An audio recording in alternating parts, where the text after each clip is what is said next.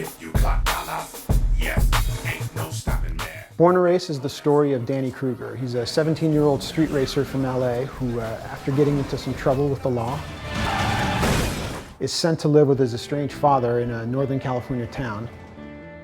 It's like Footloose with cars. No, I don't know. Danny drives a Subaru STI, and in this town, everybody likes domestic cars. So he's immediately at odds with the town's fastest kid, which is Jake Kendall. My name is Brando Eaton. I'm playing Jake, and well, he's the bad guy. Wait, your dad's Frank Kruger?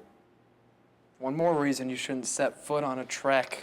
I guess you could call him kind of a dick, but I like to bring a little goofy vibe to him just for fun. He hangs out with his boys. He's the big boy in the small town, and then Danny comes along from LA and kind of steals some of Jake's thunder, and I'm not happy about that. All right, no need to get nasty. You gonna do something about it? Relax, okay? Nobody wants a problem. Too late.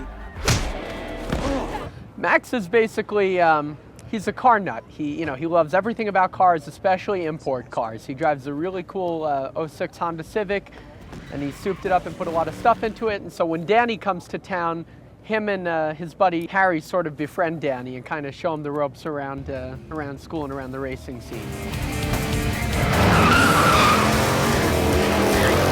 It was really cool working with such experienced actors because I think they kind of made everything so easy and so natural, and I think that's what really helped the film so much. Like, I remember whenever the camera wasn't on Joe and we had a scene together, he would rarely ever say his lines, and him not saying his correct lines or saying them differently or something completely threw me off guard and caught a completely different reaction from me, but it was so natural because it was really happening. So where are we going?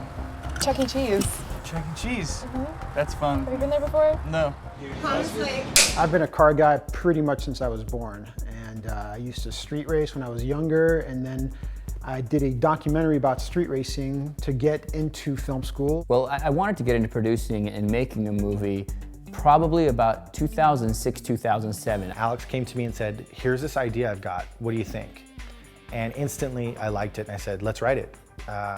And 3 weeks later, we had a first draft. So I thought this would be a great opportunity to put my racing and my acting career together and make an awesome movie. Our producer, George Shamia, is the godfather of this project. George and I were talking about it, and he really loved cars, but he asked me, I wish you had something that involved cars, but with like young people. And I was like, bing! I reached in, pulled out the script that Alex and Steve and I had put together years before, and I said, hey, look, here it is. So we did 3-4 drafts on the script. We reached a certain level.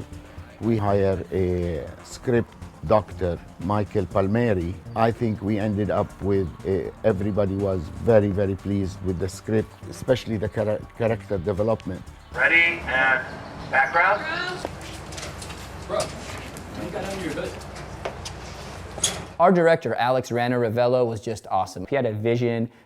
He wanted to really make sure that his actors brought out a certain emotion. He tells you exactly what he wants, and there's never any confusion about it. He knows what he's doing, and he goes right in there and knows how to direct you really well. So as an actor, that's great.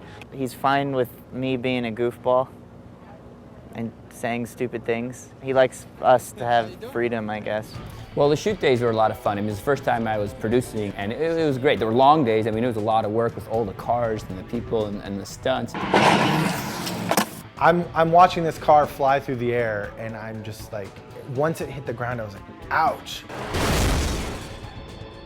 We shot a scene over at the racetrack, and there were about 100 cars, and they were all really awesome. I mean, there were Pontiacs, there were some really beautiful Camaros, and I love cars in real life. So this has been a really cool film for me.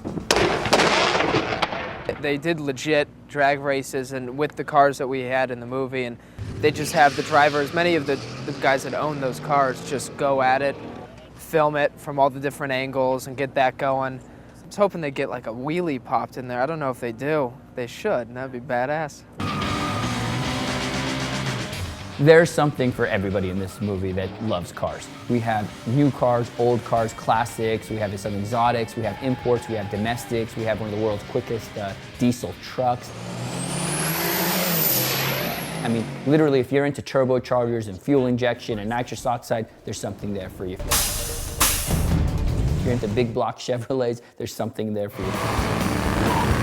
We used a lot of DSLRs and GoPro cameras to give us angles that would be difficult to get with you know, a full-size Red camera.